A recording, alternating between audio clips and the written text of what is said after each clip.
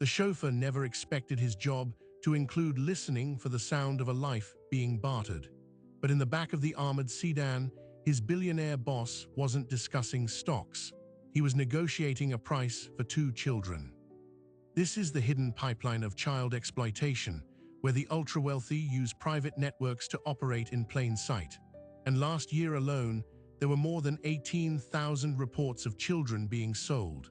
But when you're just the driver, paid to see nothing and say less, what do you do when you hear everything?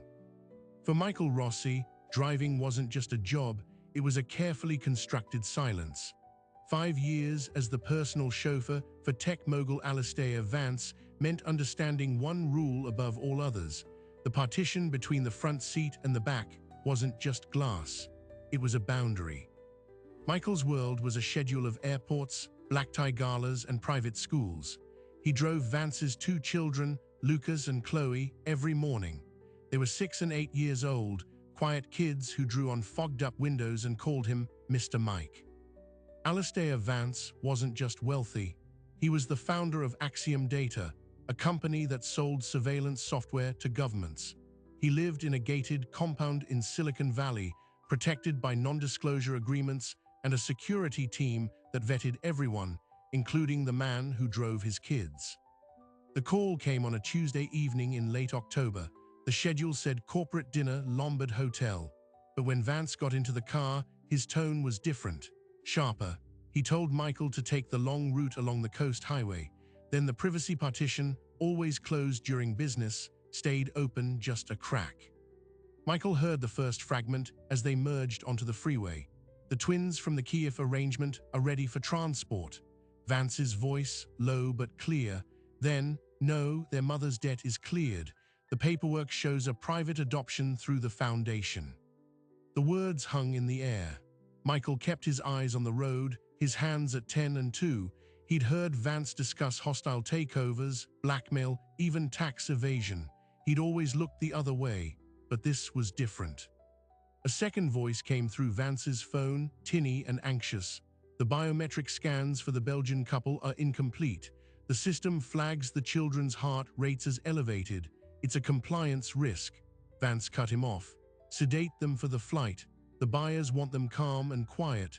Just get them to the hangar by Thursday. Michael's knuckles turned white on the steering wheel. He glanced in the rear view. Vance was staring at his phone, tapping out a message.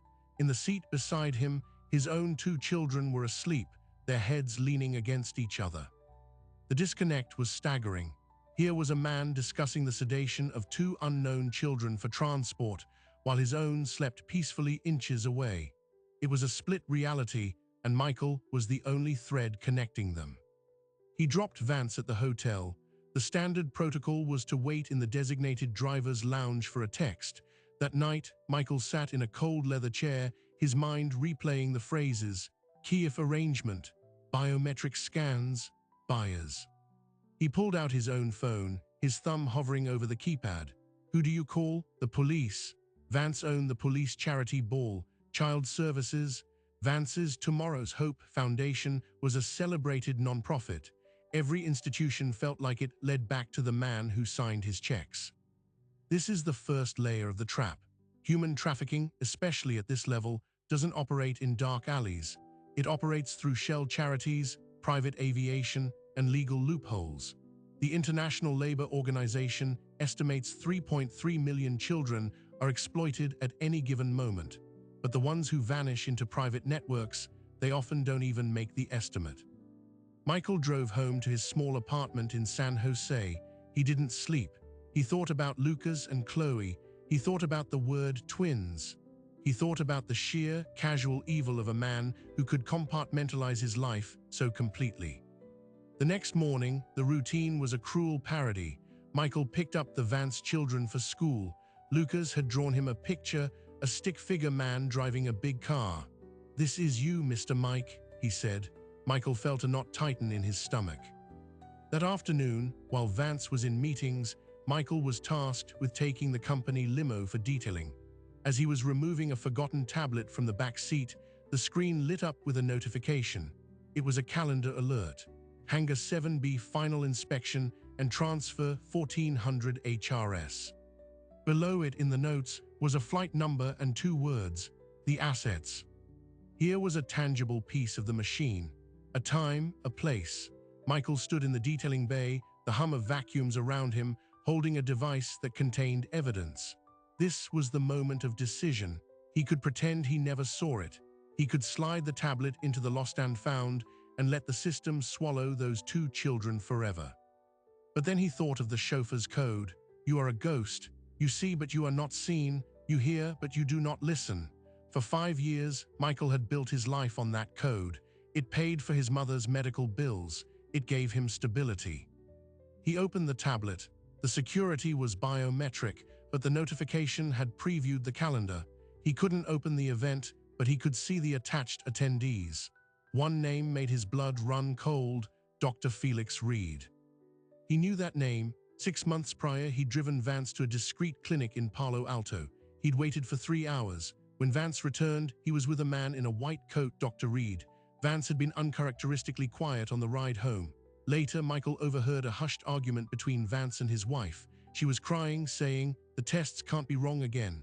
Vance had snapped, "Reed will handle it. We'll find another way." At the time, Michael assumed it was about fertility. Now, he connected the dots. A doctor who handled sensitive medical matters for the family was now attached to a meeting about assets being transferred from a hangar. Michael took out his personal phone. He opened a Maps app and typed in Hangar 7B.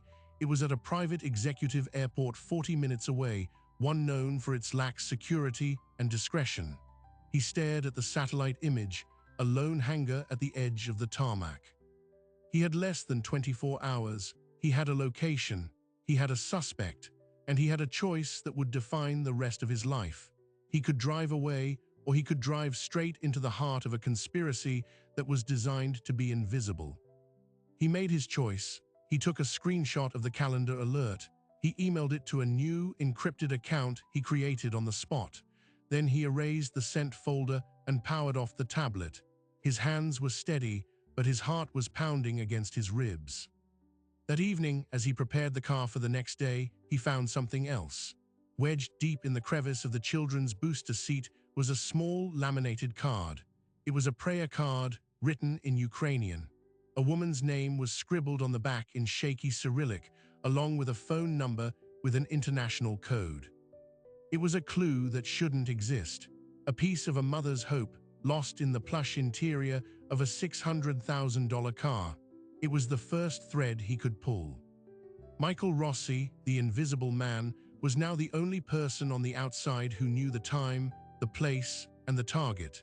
And as he slid the prayer card into his wallet, he realized the terrifying truth. He wasn't just a witness anymore. He had become a liability, and in Alastair Vance's world, liabilities were erased. The prayer card burned in his pocket. At 3 a.m., from a payphone outside a shuttered gas station, Michael dialed the Ukrainian number. It rang 8 times before a woman's voice answered, frayed with exhaustion and fear. "Allo," she said. Michael's Ukrainian was basic, from his grandfather. He stammered the name written on the card. "Irina." The line went silent for a long moment, then a whisper. "You have found something? Of my Katia and Marco." Her English was broken, desperate. She was their aunt. Her sister, the twins' mother, had taken a loan from a man connected to a charity after her husband died. When she couldn't pay, the men came. They took the children, aged just 4 years old, as collateral. They told her they would be placed in a good home overseas. Then the calls stopped. The charity vanished. "I have a name," Michael said quietly. "Alastair Vance." The reaction on the other end of the line was immediate, a sharp, choked gasp, then weeping. "That name," Irina whispered. "It was on the papers. The foundation, Tomorrow's Hope." The connection was now horrifyingly concrete. Vance's public-facing charity, which donated playgrounds and school computers, was the very front used to launder the theft of children. This is how the pipeline works. A legitimate nonprofit provides cover, moving money and paperwork through the system without raising flags. The Department of Transportation warns that trafficking often hides in plain sight, using our everyday transportation and financial systems. Michael had less than 12 hours before the meeting at Hangar 7B. He couldn't go to the police, not yet. He had no proof, just a screenshot and a story from a terrified woman 8,000 miles away. He needed to see it for himself. The next morning, he performed his duties like an automaton. He drove the Vance children to school, his smile feeling carved from wood. Lucas asked if he was okay. "Just tired, buddy," Michael said, the lie acid on his tongue. He dropped Vance at Axiom Data headquarters at 9 a.m. sharp. His schedule said Vance had back-to-back meetings until 3. It was a window. Michael called in sick for his afternoon shift, a first in 5 years. He changed into nondescript clothes, rented a generic sedan with cash, and drove to the executive airport. He parked in a long-term lot for a different FBO, a fixed-base operator, and walked the perimeter with a pair of binoculars disguised as a camera. Hangar 7B was isolated just as the satellite image showed. At 1:15 p.m., a black Suburban arrived. 2 men in casual blazers got out, private security. They did a sweep. Then a silver Bentley pulled up. Alistair Vance stepped out. Michael's breath caught. Vance wasn't supposed to be here. His calendar showed a board lunch. This was the confirmation. The man was in the engine room of the machine. A third vehicle arrived, a white van with no markings. The side door slid open. Dr. Felix Reed emerged, clutching a briefcase.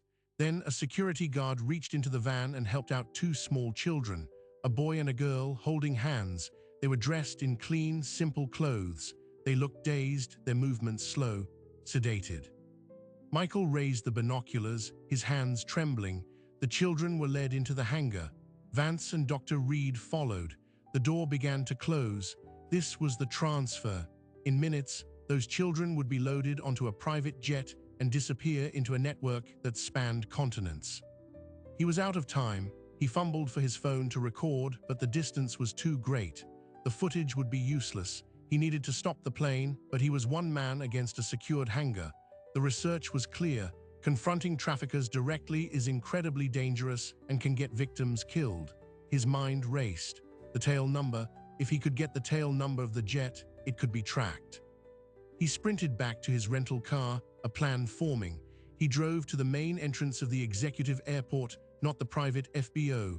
He flashed an old delivery driver badge at the gate guard. "Flowers for a departing client, Hangar 7, he said, forcing a smile. "Last-minute romance." The guard board waved him through with a grunt. It was a thin gamble. He drove slowly toward the hangars, his heart hammering. As he rounded the corner, he saw it. A sleek Gulfstream G650, engines whining to life, was being towed out of Hangar 7B. The door was still open. He could see figures moving inside. He stopped his car a few hundred yards away, pulled out his phone, and zoomed in. He snapped photos of the tail number, November 822 Tango Foxtrot. Then he saw Vance and Dr. Reed step out of the hangar, shaking hands. The doctor handed Vance a thick envelope. Vance slipped it inside his jacket without looking. The jet's door closed. The engines powered up. Michael watched, helpless, as it taxied to the runway and took off, climbing steeply into the afternoon sky. 2 lives vanished. He had the evidence, but it was useless alone. A tail number and photos of a meeting wouldn't convince a district attorney to take down a billionaire. He needed to understand the destination. He needed the flight plan. He drove to a public library across town. At a computer terminal, he used a flight tracking website. He typed in the tail number. The Gulfstream's signal appeared, heading east over Nevada. Its filed flight plan was for Teterboro Airport in New Jersey, a common stop for private aviation, but that he knew was likely a decoy. Once over the Atlantic, it could change course to anywhere. As he stared at the blinking icon on the screen, a new notification popped up on the tracker. The flight plan had just been amended. The new destination was not an airport. It was a private island designation in the Caribbean, owned by a shell company called Mariposa Holdings. Michael wrote down the coordinates. He then searched Mariposa Holdings. The trail was deliberately cold, but in a buried regulatory filing from 2 years prior, he found a link. Mariposa was a subsidiary of a trust. The trustee was a law firm. and one of the named partners of that firm sat on the board of Vance's Tomorrow's Hope Foundation. The network was a closed loop. Vance took the children, his foundation provided the cover, his business contacts provided the destination, and the legal machinery made it all seem legitimate. It was impenetrable. Defeated, Michael drove home. As he pulled into his apartment complex, a black SUV was parked near his building. It hadn't been there this morning. The windows were tinted. He felt a primal spike of fear. He drove past, circling the block. When he came back, the SUV was gone. Paranoia or a warning? He couldn't tell. He entered his apartment, locked the door, and slid to the floor. He had names, a tail number, coordinates, and a connection, but he had no way to use it. Who would believe the chauffeur over the tech visionary? Then his personal phone buzzed, a text from an unknown number. It contained no words, just a single image. It was a photograph of Lucas and Chloe Vance playing in their school playground that very afternoon. The timestamp was from just 1 hour ago. A second message followed. Some routes are best not driven, Michael. Your service has been appreciated. It would be a shame for it to end poorly. The threat was absolute. They knew he was looking, and they were showing him they could touch the children he cared about. This wasn't just a warning to back off. It was a demonstration of power. They were using the Vance children as human shields, knowing Michael's affection for them was his greatest weakness. He deleted the messages, his hands ice cold. He was in a box. If he moved forward, Lucas and Chloe could be hurt. If he stayed silent, Katia and Marco were gone forever, and more would follow. He had to find a new angle, an authority Vance couldn't control. He remembered the research, the National Human Trafficking Hotline. It wasn't law enforcement, but it was a conduit. Tips went to specialized task forces, sometimes federal, who were insulated from local corruption. It was a risk. The tip could leak, but it was the only move left. From a different payphone, he called the hotline. He reported what he saw, the hangar, the sedated children, the tail number, the island coordinates. He gave Vance's name and the foundation's name. The operator was calm, methodical. She asked if he was in immediate danger. He said no. She told him the information would be assessed and forwarded to the appropriate authorities. He hung up, feeling hollow. It was a message in a bottle, thrown into a vast bureaucratic ocean. The next day, driving Vance to a midday meeting, the atmosphere in the car was different. Vance was on the phone in the back, speaking in low, urgent tones. The package was delivered without issue. The clients are satisfied. A pause. No, the other matter is contained. The driver is loyal. A simple reminder was sent. Michael's blood turned to ice. They were talking about him. The reminder was the photo of the children. Vance ended the call. The privacy partition remained open. In the rearview, Michael saw Vance looking directly at him. "Michael," Vance said, his voice smooth as oil, "how long have you worked for me?" 5 years, sir." 5 years, you've seen a lot, heard a lot. Discretion is a rare commodity. Vance leaned forward slightly. "I value loyalty above all else. It's why I keep a small, trusted circle. Do you feel trusted, Michael?" The question was a trap. "I hope so, sir," Michael replied, keeping his eyes on the road. "I hope so too," Vance said, "because sometimes trust is tested. People see things they don't understand. They make assumptions. It's human nature. But the strongest men know when to ask questions and when to simply do their job." The message was clear. Ask no questions, see nothing. That night, Michael's encrypted email pinged. It was an automated alert. Someone had accessed the account he'd created to send the screenshot. The login location was masked, but the attempt was made. His digital footprint had been discovered. They were cleaning house. He packed a go bag, passport, cash, the prayer card, his notes. He was preparing to run when his phone rang. It was the school's emergency number. His heart stopped. "Mr. Rossi, this is Principal Harris from Woodside Academy. There's been an incident. Lucas Vance had a severe allergic reaction during an art class. He's been taken to Stanford Children's Hospital. Mr. Vance is unreachable on his private line. You're listed as the secondary emergency contact. Can you come?" It was too perfect, too timely. An allergic reaction? Lucas didn't have allergies. Michael's mind screamed that this was a setup, a way to get him to a controlled location. But what if it was real? What if Lucas was in danger because of him? He had to go. It was the chauffeur's code, now weaponized against him. He drove to the hospital, every nerve alight. In the emergency room, he found Chloe alone and crying with a social worker. Lucas was in treatment. The social worker explained that he'd been exposed to a nut-based oil in a new brand of clay. It was a plausible accident. Then Vance arrived, storming into the waiting room, his face a mask of paternal fury. He scooped up Chloe, then turned to Michael. "What happened?" he demanded, the anger seeming genuine. Michael explained what the principal had said. Vance's eyes narrowed. He looked from Michael to the social worker and back. The calculation was visible in his gaze. Was this misfortune or interference? A doctor emerged. Lucas was stable. The reaction was severe but treatable. It was, by all accounts, a terrible accident. But as Vance was led back to see his son, he paused. He looked at Michael, and for a fraction of a second, the mask of the concerned father slipped. What Michael saw was cold assessment. The message was reinforced. I can reach them anywhere. Michael left the hospital, shattered. They had played their hand perfectly. They had shown him they could orchestrate a crisis around the children without leaving a single fingerprint.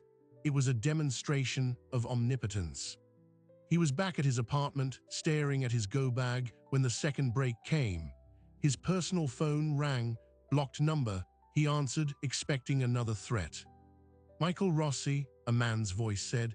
It was steady, authoritative, but not hostile. "My name is Special Agent Curtis Miller. I'm with the Bureau's Child Exploitation and Human Trafficking Task Force.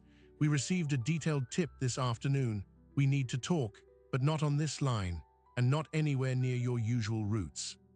The hotline had worked, and they had moved fast, faster than Vance's security could intercept.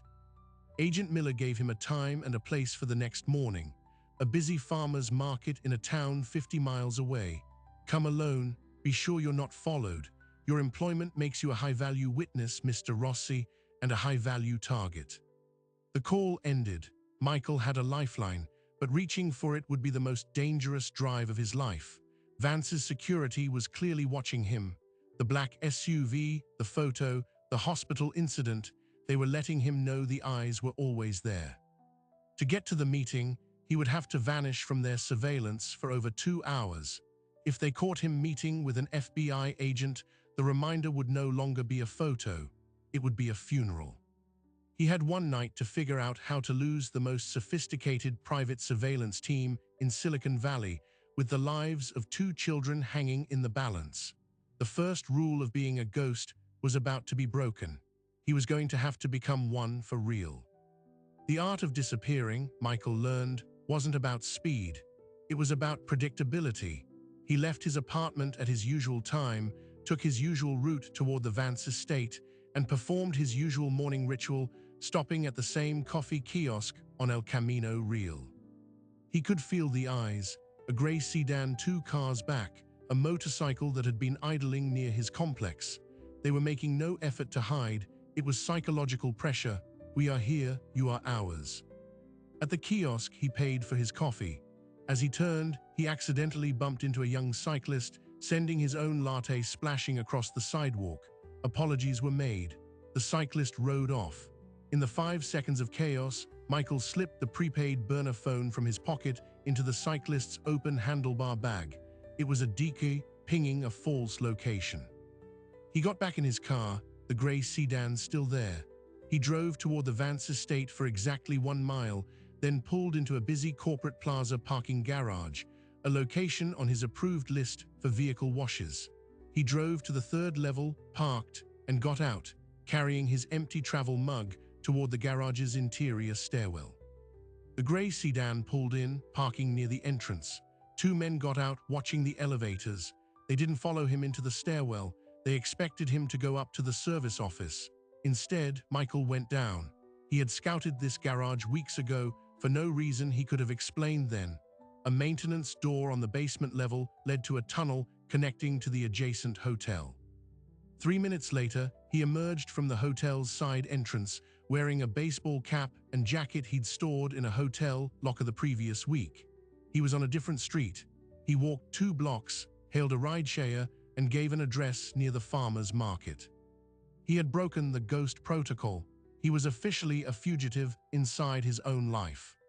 The farmer's market was a symphony of normalcy, smells of bread and flowers, the chatter of families. He saw Agent Curtis Miller leaning against a produce truck, looking like a tired farmer in a flannel shirt. They fell into step beside each other, examining apples. Tail number November 822 Tango Foxtrot landed at a private strip on Isla Mariposa at 0200 hours yesterday, Miller said without looking at him. The island is owned by a consortium. One of the silent partners is a former Eastern European minister wanted for war crimes. Another is a retired American cardiologist with a passion for youthful vitality retreats. Michael's stomach twisted. The children. We have satellite confirmation of a small group of miners on the island, but we can't get a warrant for a foreign sovereign territory based on a tip and a grainy photo. We need the domestic crime. We need the point of origin. We need you, Mr. Rossi. Miller explained the strategy.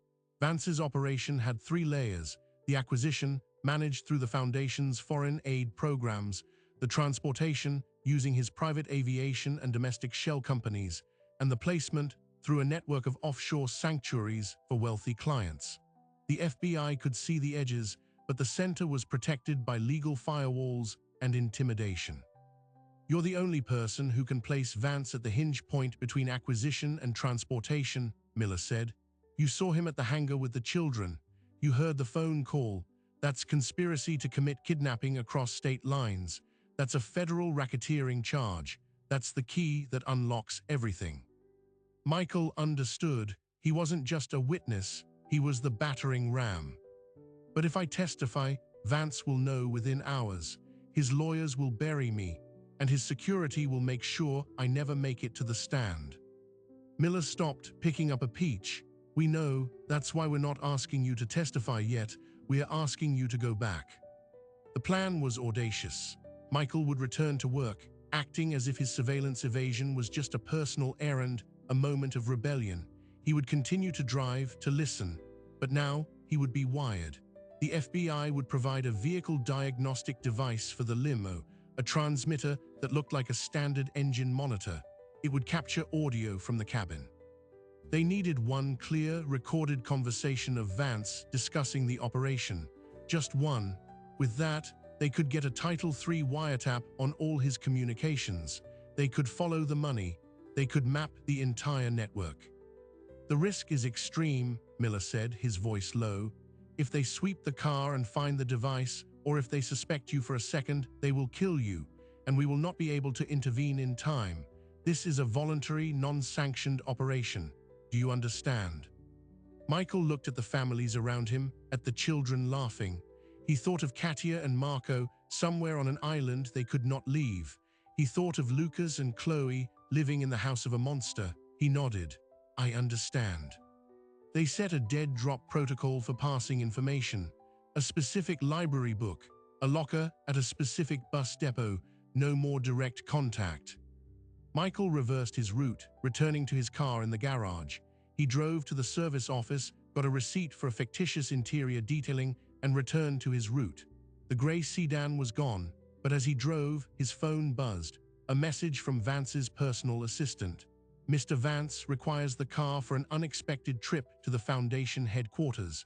Return immediately. It was a test. Had his absence been noticed? He arrived at the Axiom Tower. Vance was waiting under the portico, his expression unreadable. He got into the back seat. The Foundation, Michael, and take the scenic route. I have calls. The partition remained open. Michael drove, his heart a drum against his ribs. In the trunk, hidden within a false panel in the tool kit, was the transmitter Miller's team had planted during his meeting. It was active.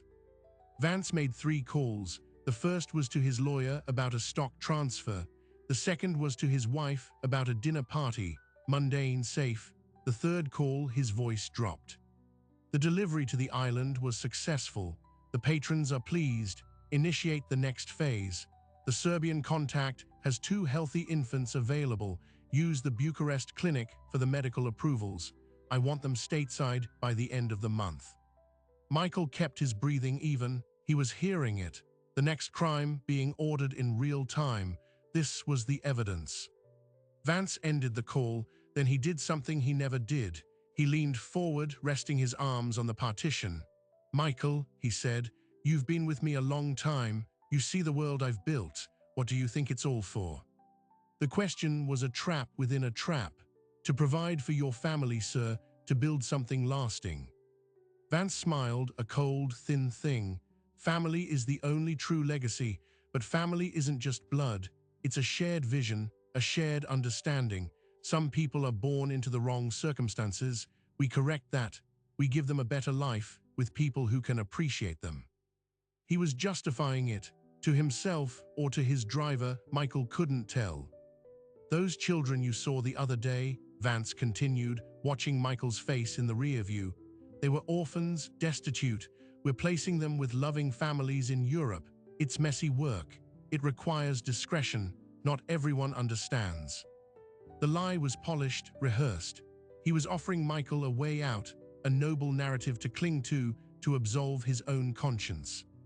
"I understand the need for discretion, sir," Michael said, his voice flat. Vance held his gaze for a beat too long, then sat back. "Good. I'm glad we understand each other." They arrived at the Foundation headquarters. As Vance exited, he paused. "The car needs a thorough service, Michael. The engine sound is off. Have it done today. Use the shop on Bryant Street. They're familiar with the vehicle." Bryant Street, it was a private, Vance-owned service center, a place where they could strip the car to its bones in privacy. The transmitter, he knew or he suspected. Michael drove away, cold dread flooding his veins. He had to retrieve the device before the car entered that bay. But he was on a schedule. He had to pick up the Vance children from school in 90 minutes. The car was supposed to go directly to the shop after that. He couldn't access the trunk without raising alarms while the vehicle was moving. He needed a distraction. En route to the school, he pulled into a crowded shopping center parking lot, claiming he needed to use the restroom.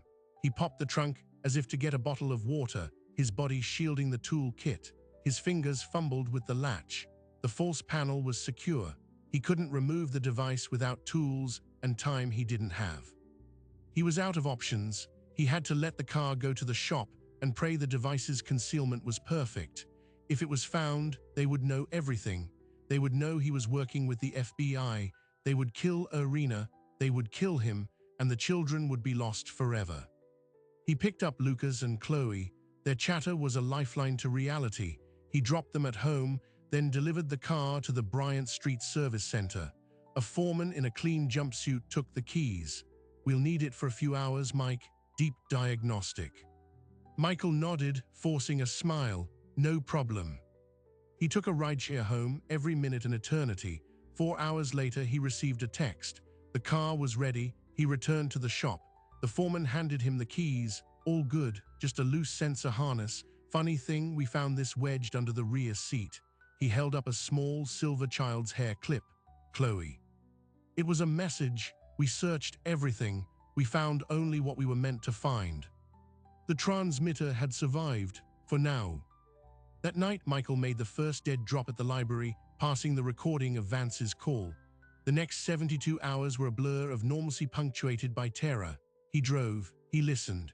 The transmitter captured more fragments, discussions of encrypted payments, a mention of a compliance officer being paid off at the Department of Health and Human Services, a reference to a cleaner who handled problems. The FBI was building its case. Miller communicated via coded classified ads in the local paper. The Foundation is preparing another transfer. 2 infants, medical clearance via the Bucharest clinic, expected stateside in 10 days. They had to intercept that transfer. It was the only way to get live victims who could testify and to seize physical evidence. But to intercept, they needed to know the exact route, the exact time. Michael had to get that information. The pressure was fracturing him. He saw black SUVs everywhere. He jumped at sudden noises. He began to doubt Miller. What if the FBI was compromised? What if this was an elaborate game to expose him? His breaking point came when he was sent to detail the car after a foundation gala. In the back seat, under a seat cushion, he found a single document that had slipped from a portfolio. It was an invoice from the Bucharest clinic for genetic compatibility screening and expedited passport facilitation for 2 patients, listed only as Subject A and Subject B. The total was $350,000. The shipping address was a warehouse at the executive airport. The date was for the coming Friday, in 3 days. This was it, the time, the place, the method. He photographed the document and made the drop. The next message from Miller was terse. Operation Green, stand by. The plan was set. The FBI would raid the warehouse as the infants arrived, catching Vance's people in the act.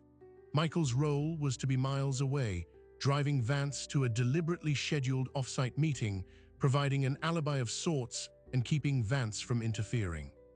The morning of the operation, Michael dressed with robotic precision.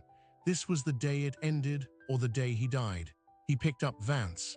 The man was in a foul mood, complaining about a delayed shipment from Zurich. Michael knew the shipment was the 2 infants, and the delay was because the FBI was closing the net. As they drove toward the meeting, Vance's phone rang. He answered, listened for 10 seconds, and his face went pale. "What do you mean, intercepted?" he hissed. He listened again, his knuckles white around the phone. Then his eyes lifted slowly to meet Michael's in the rearview mirror. The look was one of pure, undiluted hatred. The game was up. The raid had happened, and Vance knew with the certainty of a predator who had betrayed him. He ended the call. He didn't yell. He didn't threaten. In a voice of terrifying calm, he said, "Pull over, Michael, right here." They were on a secluded stretch of highway overlooking the ocean. There was no one else around. Michael's mouth went dry. He pulled onto the gravel shoulder. This was it. He was about to be executed and his body thrown over the cliff. But Vance didn't pull a gun. He simply looked out at the ocean. "All that work," he said almost to himself. "All that careful planning, undone by a man who changes tires for a living." He turned his head back to Michael. "Do you have any idea what you've done? You haven't saved anyone. You've condemned them. Those children you rescued will be processed through a system that will lose them all over again. The people who wanted them will find others, and I will be out on bail before sunset." He leaned forward, his voice a venomous whisper. "But you, Michael, you won't be getting out. You betrayed a trust.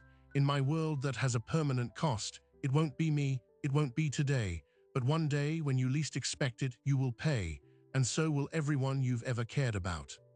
He sat back. "Now drive me home. We have lawyers to call." Michael drove, his body numb with shock.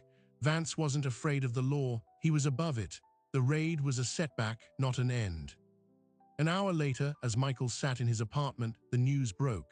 FBI raids local charity, rescues infants in trafficking sting. Tech titan Alastair Vance questioned, released pending investigation. The report was clinical. 2 infants found in a warehouse. Several low-level employees arrested. Vance, cited as the founder of the charity, was cooperating with authorities. No mention of islands, no mention of private jets, no mention of a network. It was a contained, manageable scandal. The beast had sacrificed a claw. Michael's phone rang. It was Miller. "We got them. The infants are safe. We have the warehouse staff. It's a start."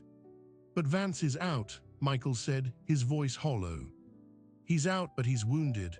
The investigation is just beginning. We have the recording. We have the invoice. We have a path to the clinic in Bucharest. It's a marathon, not a sprint." But Michael heard the defeat in Miller's voice. The system was designed to protect men like Vance.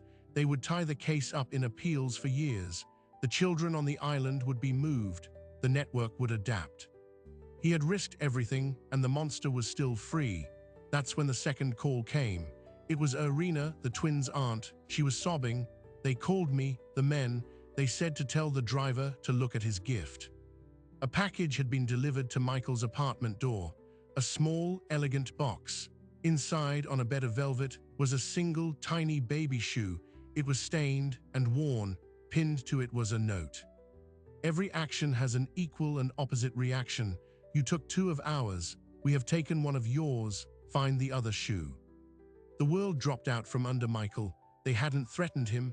They had shown him. Somewhere, a child was missing a shoe, and the clock was already ticking. The game wasn't over. It had just changed. And now, Michael wasn't trying to bring down an empire. He was in a race to find a single child before it was too late. The shoe was a declaration of war. They weren't hiding their crime anymore. They were showcasing it. Michael held the tiny, stained leather in his hand, and his fear crystallized into a cold, singular focus. He wasn't waiting for the FBI anymore. He called Agent Miller. "They took a child. They sent me a shoe. They want me to find the other one." Miller's response was grim. "We know. A missing persons report was filed 2 hours ago in San Jose. A 3-year-old boy, Mateo, taken from a playground while his grandmother's back was turned. It's their message. They can pull a child off the street in broad daylight to prove a point." The audacity was breathtaking. While the FBI was focused on the high-level conspiracy, Vance's network had executed a street-level kidnapping to demonstrate their reach and their ruthlessness. They were saying, "You can have your courtroom victories. We control the streets." Miller laid out the bleak reality. "We can't divert the entire task force. Our mandate is to dismantle the network. If we chase every individual kidnapping, we lose the war. Local police are looking for Mateo, but it's a standard Amber Alert. They don't know it's connected to Vance." Michael understood. Mateo was collateral damage in a shadow war, and the system wasn't built to see the connection. "Give me what you can," Michael said. Miller gave him 2 things. First, a list of properties linked to Vance's shell companies that weren't yet under surveillance, mostly storage facilities and vacant apartments. Second, a warning. "If you find him, you call us. Do not go in alone. These people are panicking, and panicked animals are the most dangerous." But Michael knew time was the one commodity Mateo didn't have. Trafficked children are often moved within the first 48 hours. After that, the trail evaporates. He started with his own knowledge, the geography of Vance's world. He drove to each location on the list, not as an investigator, but as a chauffeur. He looked for the signs he'd been trained to ignore: a light in a supposedly vacant unit, a car that didn't belong in a warehouse lot, the specific brand of bottled water Vance's security teams used. At the 3rd location, a self-storage facility in Redwood City, he saw it. Parked behind a row of dumpsters was a black Mercedes van with smoked-out windows. It had a small, almost invisible decal on the rear bumper, a stylized eagle. It was the logo of Axiom Data's executive security team. This was a company vehicle used for discreet transport. His heart raced.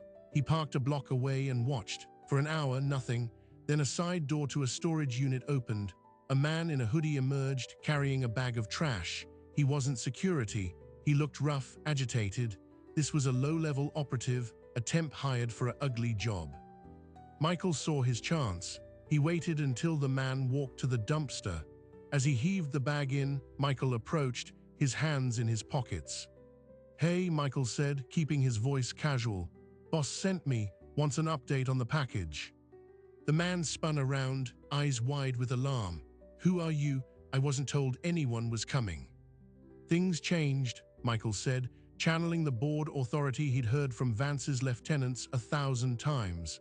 "The package, is it secure and quiet?" The man hesitated, confused. "Yeah, it's fine, kid's asleep. Gave him the dose like they said. But when are they moving him? This place gives me the creeps." A dose, they had sedated Mateo. Michael fought to keep his face neutral. "Soon, I need to verify the condition for the log, unit number." The man, trusting the authority of someone who seemed to know the jargon, nodded toward Unit 214. "In the back, in a crib they brought in. He's out cold." Michael nodded. "Good, stay here, don't let anyone else in. I'll be 2 minutes." He walked to Unit 214, his every step echoing in the silent corridor. He used a code he'd seen Vance's property manager input once, the last 4 digits of Vance's private jet's tail number. The padlock beeped and clicked open. Providence or catastrophic luck? He slid the door open just enough to slip inside. The unit was empty except for a small travel crib, a jug of water, and a duffel bag. In the crib, wrapped in a thin blanket, was a small boy, Matteo. He was breathing but deeply unconscious. On the floor beside the crib lay a single, matching baby shoe. Michael's vision tunneled. He had found him. The protocol was to call Miller to wait for a SWAT team, but the man outside was nervous. If he got suspicious, if he made a call, they might move the child before anyone arrived. He made a decision. He gently picked up Matteo, cradling the boy against his chest. He was terrifyingly light. Michael grabbed the other shoe from the floor as proof, then pushed the duffel bag off a small digital camera that had been pointing at the crib. They were recording, monitoring. He slipped out of the unit, closing the door silently. He walked briskly back toward the dumpsters, Matteo hidden under his own open jacket. The hooded man saw him. "Hey, where are you taking him?" "Medical check," Michael said, not breaking stride. "Boss's orders, new destination. You're done here, clean the unit and leave." He kept walking, expecting a shout, a bullet in the back. He heard the man fumble with a phone, arguing in low tones. Michael reached his car, slid into the driver's seat with Matteo still in his arms, and locked the doors. He started the engine and pulled away, his eyes glued to the rearview mirror. The man was standing in the middle of the lot, phone to his ear, watching him leave. He had taken the child. Now he had the entire network on his heels. He drove not to a police station, but to the only place he knew had both security and medical staff, Stanford Children's Hospital. As he drove, he called Miller. "I have Matteo. I'm taking him to Stanford. The storage unit is 214 at the store on Maple in Redwood City. The guard is still there. He's your evidence." Miller's voice was a mix of shock and fury. "Rossi, you idiot, you could have gotten him killed. Get to the hospital. We are securing the area now." Michael arrived at the emergency entrance, ran inside with the unconscious boy, and shouted for help. Within seconds, Matteo was on a gurney, surrounded by doctors. Michael handed the paired shoes to a social worker. "These are his," he said, his voice breaking. "His name is Matteo." He gave a statement to a police officer who arrived with the ambulance. He gave the storage unit details. Then he sat in a hard plastic chair, waiting, as the world he'd upended began to react. The fallout was swift and brutal. The arrest of the man at the storage unit provided a direct, physical link to Vance's security apparatus. Combined with the audio recordings from the car, the invoice from Bucharest, and the testimonies of the rescued infants, handlers, the FBI finally had the probable cause for a sweeping raid. At 5 a.m. the next morning, teams hit Axiom Data headquarters, the Tomorrow's Hope Foundation offices, and Vance's primary residence. Alastair Vance was arrested in his pajamas, charged with conspiracy to commit kidnapping, human trafficking, racketeering, and a dozen other federal crimes. Dr. Felix Reed was picked up at his clinic. The head of security was arrested trying to board a flight to Singapore. It was a media earthquake. The tech titan, the philanthropic darling, was a trafficker. The story dominated the news for weeks. But the network, as Vance had boasted, was Hydra-headed. The offshore island, Isla Mariposa, was quietly evacuated before international warrants could be served. The Eastern European minister and the retired cardiologist vanished. The children who had been there, including Katia and Marco, were dispersed into an even deeper black market. Their fate remained unknown. For Michael, the victory was ash. Vance was in custody, but Matteo's family was shattered. Lucas and Chloe Vance were taken into protective custody, their mother facing her own charges of willful ignorance. The children Michael had driven every day were now orphans of a different sort, their lives destroyed. Agent Miller offered him witness protection, a new name, a new life far away. Vance's associates are still out there, they blame you. Michael refused. "Hiding is what I did for 5 years," he said. He had one more thing to do. At Vance's bail hearing, Michael exercised his right to make a victim impact statement. He stood before the court, not as a chauffeur, but as a witness. He didn't speak about himself. He spoke about the sound of a child being bartered over a phone. He described the sight of sedated twins being led into a hangar. He held up the tiny baby shoe. He named Matteo. He named Katia and Marco. he named the two infants rescued from the warehouse. "The system sees powerful men as too big to fail," he said, his voice quiet but clear in the silent courtroom. "It sees children as too small to matter. I was the thread between those two worlds. I saw the truth. And the truth is, this wasn't an aberration. It was a business model." Vance, in his tailored suit, stared straight ahead, showing no emotion, but the judge listened. Bail was denied. After the hearing, Michael was approached by a woman in the hallway, Irina, the twins' aunt. She had flown from Ukraine after seeing Vance's arrest on the news. She hugged Michael, weeping. "You tried," she whispered. "You are a good man." It was the only comfort he received, and it was soaked in shared grief. The legal process would grind on for years, but Michael's role in it was over. He had given his testimony. The FBI had its case. He sold his few possessions and used his savings to do something the research had shown was critically needed, but that large agencies often struggled with. He founded a nonprofit, a tiny organization with a single, focused mission. He called it the Watchful Mile. He reached out to the Truckers Against Trafficking Network and other transportation industry groups. His pitch was simple. He wasn't a lawyer or a politician. He was a driver. He created a secure, anonymous hotline and a training program specifically for chauffeurs, private drivers, rideshare operators, and groundskeepers, the invisible people who work in the world of the wealthy. He taught them the signs he had missed, the coded language, the unusual passenger behavior, the locations that didn't match the story. He taught them how to report safely using the national hotline without risking their jobs or their lives. He used his credibility as the man who brought down Alastair Vance to get in the door. The organization was small, but it plugged a hole. In its first year, tips from the Watchful Mile network helped law enforcement intercept 4 potential trafficking situations and locate 2 missing children. One afternoon, 18 months after Vance's arrest, Michael was conducting a training session for a limousine company in Los Angeles. His phone buzzed with a message from an unknown number. It was a photograph of a postcard. The image was of a sunny park in what looked like Switzerland. 2 children, a boy and a girl, now older, were playing on a swing set. Their faces were blurred, but their posture was familiar. On the back of the card, in typed letters, were 2 words: "They're safe." There was no return address, no signature. It could have been a cruel joke. It could have been a message from a contact within the fragmented network, someone with a sliver of conscience. Michael would never know. He chose to believe it was true, that Katia and Marco had, against all odds, found a better life. He framed the postcard and put it on the wall of his modest office.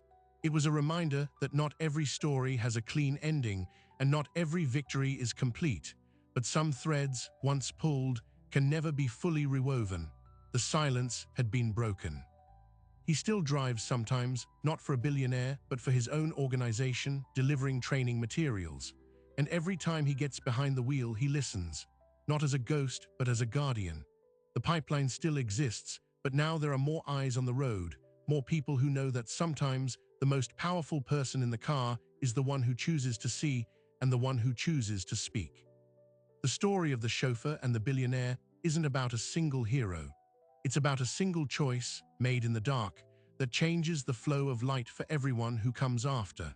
And that choice always begins the same way, with someone deciding that the world they see through the rearview mirror is a world worth saving. In the end, the most dangerous thing Alastair Vance ever did was assume that the man driving his car was just part of the furniture, that his silence was consent, that his loyalty was for sale.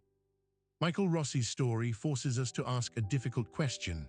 How many of us are driving through our own lives, seeing fragments of a larger, darker picture, and telling ourselves it's not our job to connect the dots? We are all, in some way, the chauffeur. We have a front row seat to the world, but we're conditioned to mind the partition. The statistics tell us that last year, there were more than 18,400 reports of possible child sex trafficking in the United States alone. The International Labour Organization says 3.3 million children are exploited globally at any given moment. These aren't abstract numbers. They are Katias and Marcos and Mateos. They are children who vanish into a system that profits from their silence. The research is clear.